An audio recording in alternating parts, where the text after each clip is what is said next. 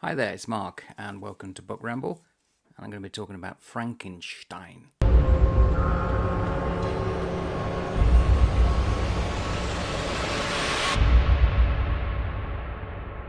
Not all of it. I've got about a third of the way through. And the reason I've stopped is because as I was going through and making notes, there was so much of it. I thought if I was to do one big one at the end of reading it, it would be too long. Certainly the way I do it. So, yeah, lots of notes. So where to begin? I think, first of all, this is interesting. It's from the 1930s movie, and it's just become the definitive look, isn't it, of Frankenstein, the creature.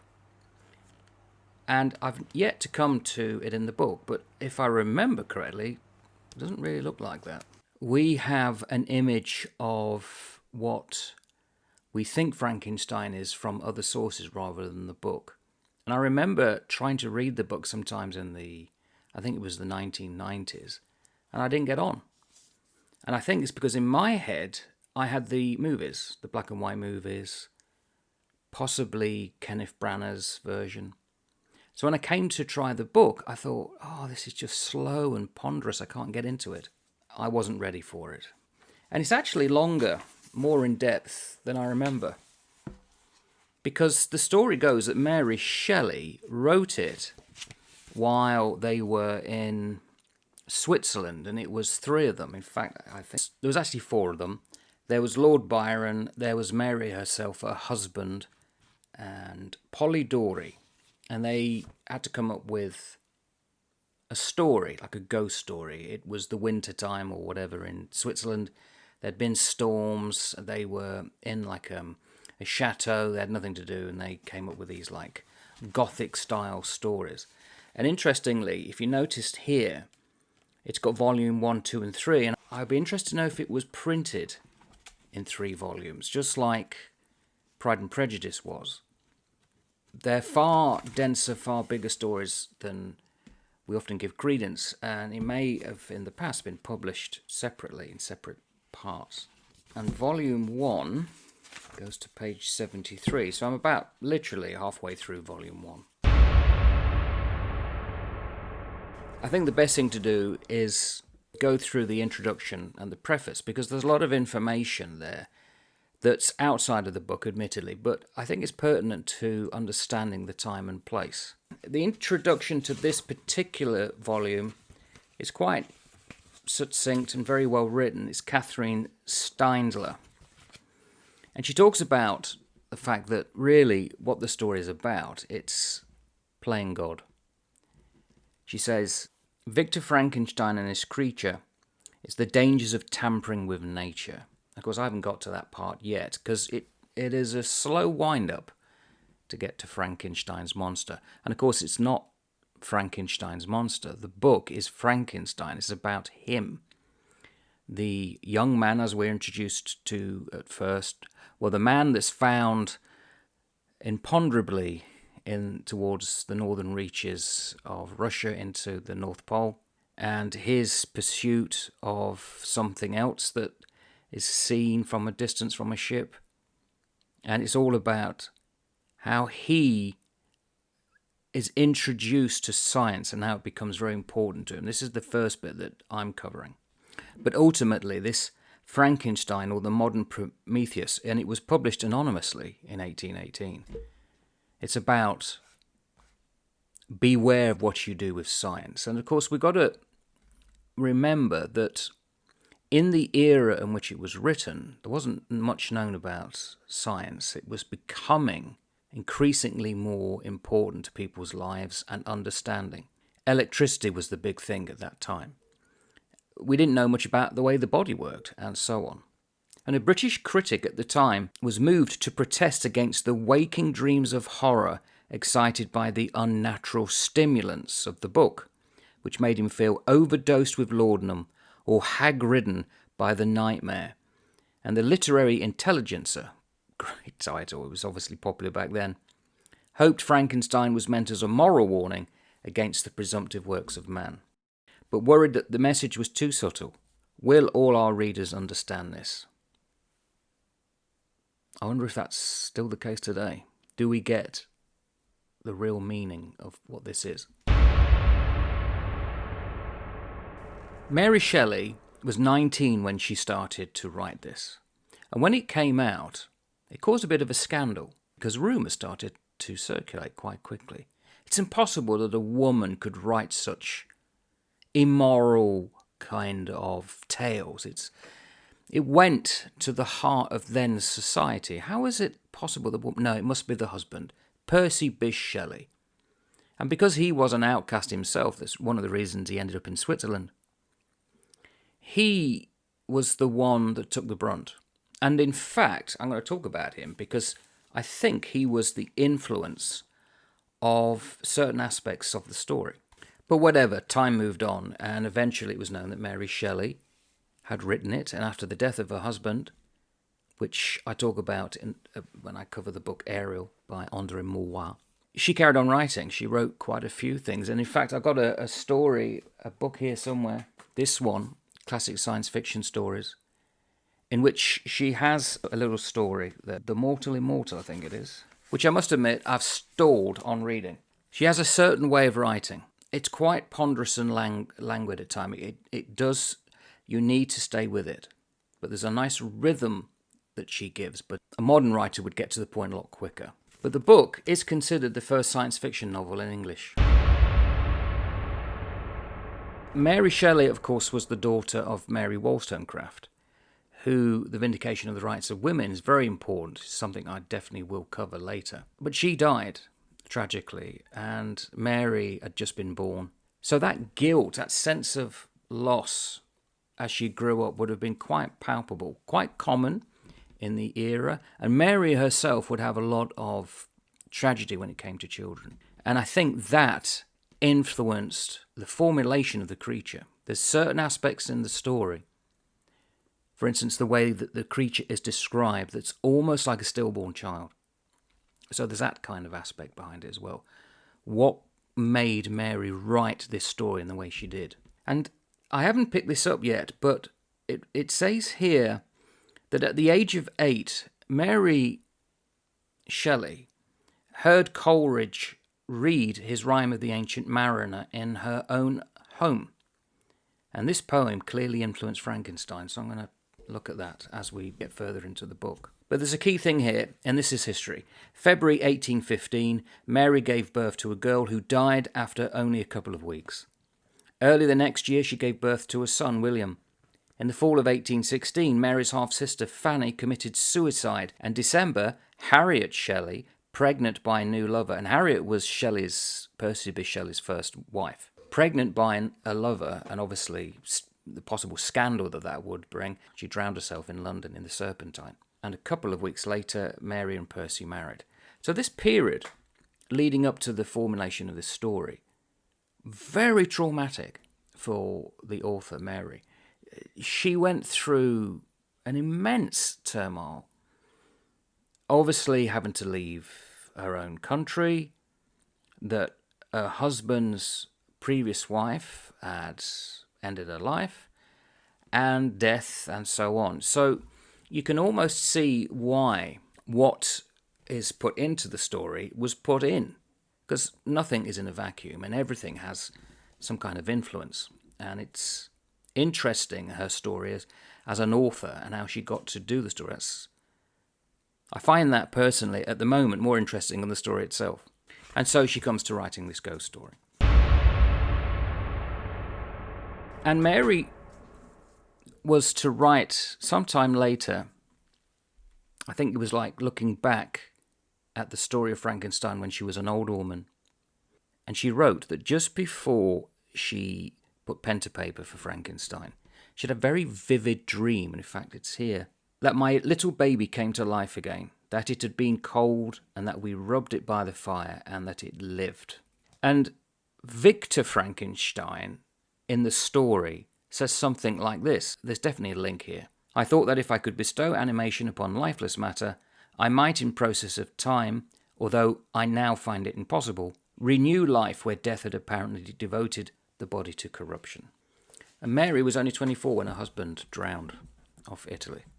So Between 16 and 24, those formative years of her life, wow, what did she go through?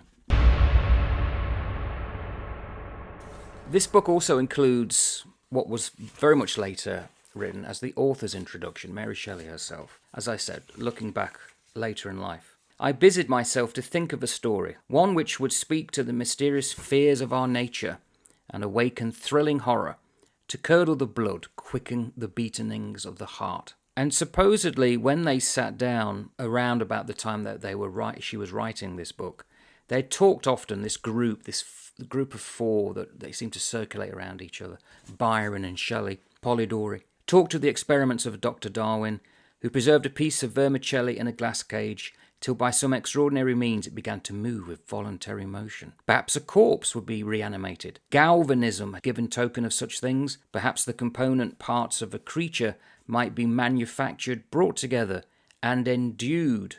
You don't often come across that word now. Endued with vital warmth. But supremely frightful would be the effect of any human endeavour to mock the stupendous mechanism of the creator of the world. She wrote the story anonymously. It was felt that a woman could not have openly stated at that time that she had written this story. It was thought to be a man, her husband. And in the preface, I wonder if it was written by Percy, because you would assume it's the author, who was not known at the time. So let's assume at that time and place we think it's a man. You'd assume later a woman, but I think it was possibly written or influenced by Percy Bysshe Shelley. My chief concern in this respect has been limited to avoiding the enervating effects of the novels of the present day, and to the exhibition of the amiableness of domestic affection and the excellence of universal virtue. I don't know why that just sounds like Percy Bysshe Shelley. I passed the summer of 1816 in the environs of Geneva. The season was cold and rainy. It's a little known fact that when Napoleon fell in 1815, after 22 years of war, that era ended because he was exiled to St. Helena, a remote island in the South Atlantic. It was almost as though nature said, right, that's the end of that era, a new one's about to begin. And we now know, it wasn't necessarily known at the time, that Tambora, the volcano out in Indonesia, exploded. And it put so much crap into the air that it stopped the sun coming out in the summer of 1816, which he mentions, the summer of 1816. Season was cold and rainy. It was severely cold. It was known as the year without a summer. It was so cold that there was ice in New Orleans. And it was all because of the volcanic eruption. People starved. And that brought in this new era that we would recognize if you read Dickens, and the poverty that it was brought. The whole era of Napoleon, especially with the armies and Jane Eyre, is seen as these glamorous clothes, the women in their wonderful empire-line dresses, and the men in their fabulous epaulets and high hats, and they look fantastic. But that was amazingly expensive, and the war ruined economies. So when it finished, it was a complete turnabout face. We went from the glamour of that era to suddenly introspection and poverty and doubt, and that just sums up this to a T. We start off with somebody writing letters. So Walton, R. Walton, and he is in Petersburg, which then became Leningrad and came back to St. Petersburg, and he's off to the North Pole. And when he goes up there and he's writing letters to his sister, he comes across this person in the ice. They can't get him, and then there's somebody else, and it comes on board. This person comes on board, half dead, and it turns out to be Victor Frankenstein. It's an unusual opening because we don't know who necessarily the narrator is, but he's writing letters. And in the first one, he says, and I read this as though it is Shelley, because obviously Mary would have been influenced by somebody. And if you know Percy Bysshe Shelley, I wonder if in her mind this is him. But we understand it in the book as R. Walton writing to his sister. That regret which I had felt as a child on learning that my father's dying injunction had forbidden my uncle to allow me to embark in a seafaring life. These visions faded when I perused for the first time those poets whose effusions entranced my soul and lifted it to heaven. I also became a poet, and for 1 year lived in a paradise of my own creation. I imagined that I also might obtain a niche in the temple where the names of Homer and Shakespeare are consecrated. And I inherited the fortune of my cousin. That is so parallel with Shelley, it's got to have been influenced by him. Now, when I first read that, and not knowing anything about Percy Bysshe Shelley, I never picked that up. Having read that now again, I think, oh yeah, interesting. And there's another little bit further on here. And again, I've put down, this must be about Percy. Because the author, Mary Shelley, in this letter by the fictitious R. Walton says, "And now, dear Margaret, do I not deserve to accomplish some great purpose, preferred glory to wealth?" Percy Bysshe Shelley there, I think. In one of the letters, and there's quite a few that starts up the story, amazingly, there's a bit of foreshadowing, and interesting, that came up on a tag recently. It's letter 3. What can stop the determined heart and resolved will of man? That's a foreshadowing about Frankenstein. Now, I've talked about this on another video. This word daimon comes up.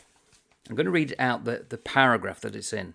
So this man, Walton, in a boat, in the ice, sees Victor Frankenstein, and he brings him on. They have this conversation.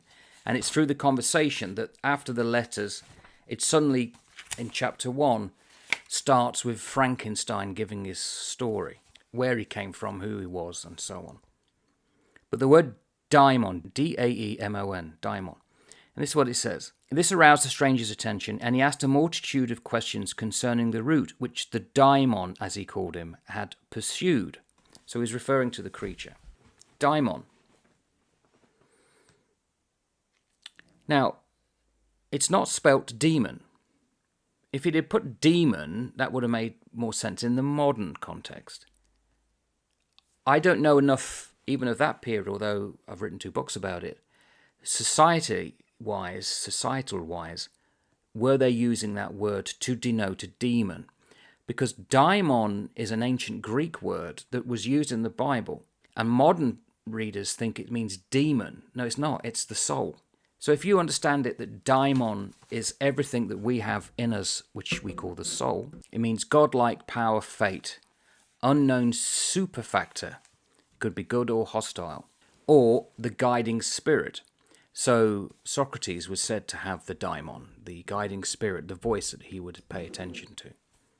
Now, if you understand that, it's not meant as a demon with tail and hooves and horns. It would read differently. It would read a lot softer. So this aroused the stranger's attention, and he asked a multitude of questions concerning the route which the demon, as he called him, had pursued. At this stage, as I'm reading it, I'm interested to look at the relationship, because I forgot this. What is the relationship between Victor Frankenstein really and the creature? I'm looking forward to getting to that more. And there's an interesting thing between Walton, the initial narrator, and Frankenstein, because Walton is looking for a friend. He'd love to find a friend, and he feels he's found it in Frankenstein.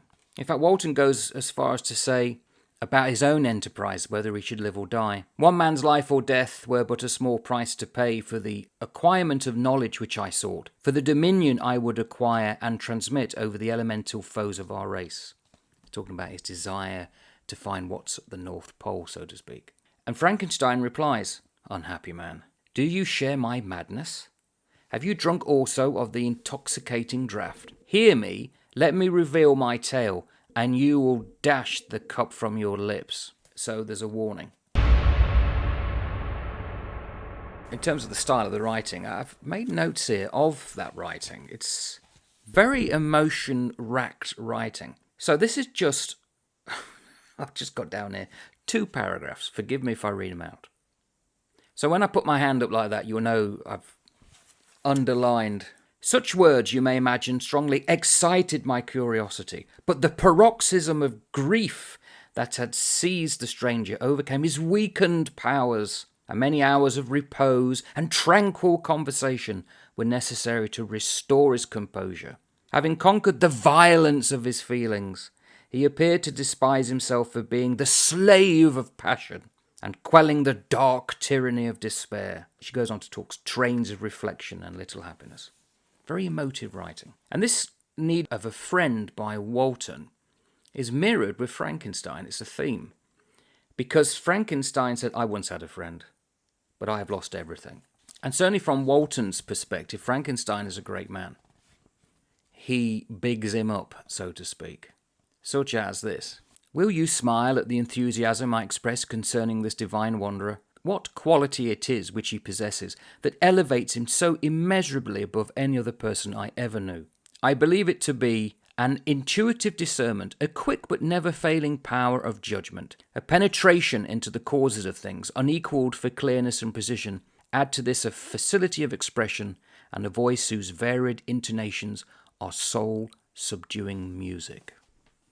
And before we get to the end of Walton speaking, and then it changes into chapter 1, and it's Frankenstein taking over, there's a little thing here in which the author, this is Mary Shelley, is saying, what is this all about? She says, I do not know that the relation of my disasters will be useful to you. This is Frankenstein speaking.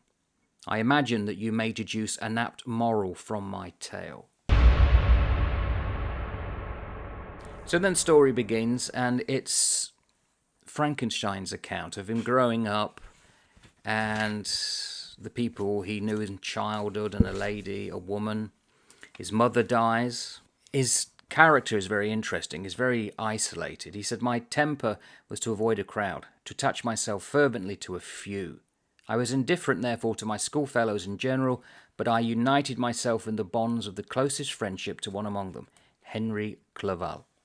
And what Mary does is picture a man who is a loner, prone to violence, and is after knowledge. Frankenstein says, I confess that neither the structure of languages, nor the code of governments, nor the politics of various states possessed attractions for me. It was the secrets of heaven and earth that I desired to learn, and whether it was the outward substance of things, or the inner spirit of nature, and the mysterious soul of man that occupied me. Still my inquiries were directed to the metaphysical, or in its highest sense, the physical secrets of the world. And he talks about how he wanted to learn things like Paracelsus and Albertus Magnus, but eventually he meets someone that makes him change that.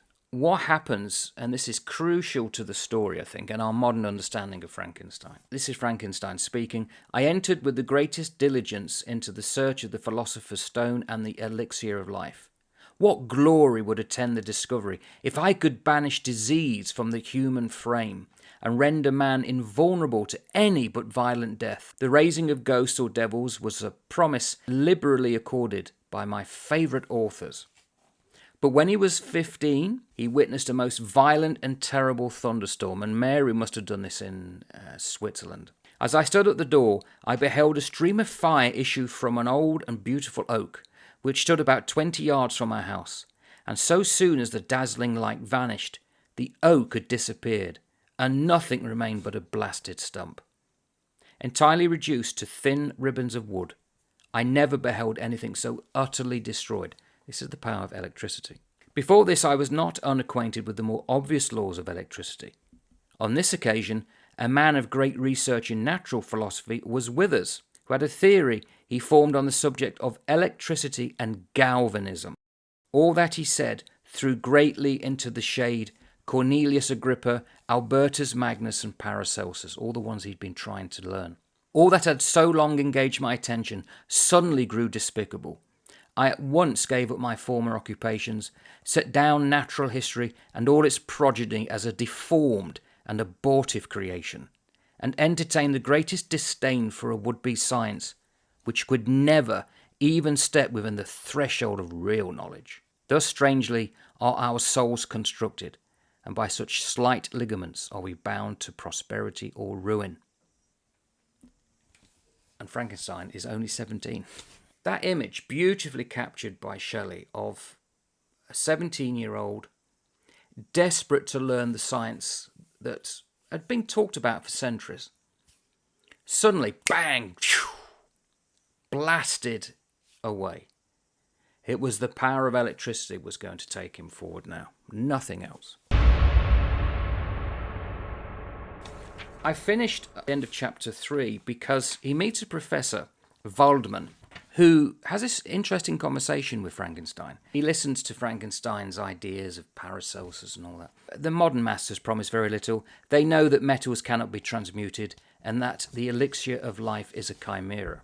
Really talking about the birth of modern science here. They penetrate into the recesses of nature and show how she works in her hiding places.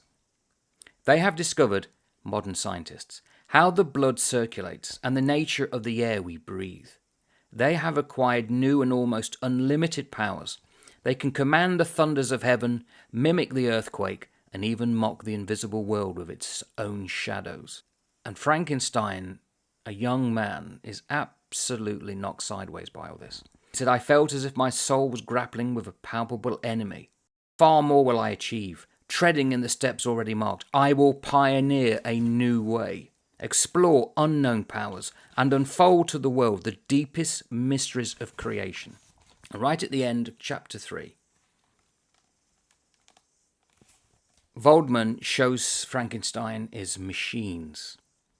He took me into his library and explained to me the uses of his various machines, instructing me as to what I ought to procure and promising me the use of his own when I should have advanced far enough in the science not to derange their mechanism. He also gave me the list of books which I'd requested, and I took my leave. Thus ended a day memorable to me. It decided my future destiny. We're on the cusp of the old world falling away into the new. Modern science is dawning, and Frankenstein definitely wants to be a part of it. He's seen the power of electricity as used by nature. He wants to blaze his name and be remembered.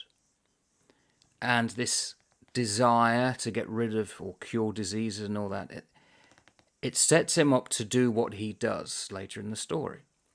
And thereby is the tale. The road to hell is paved often with good intentions.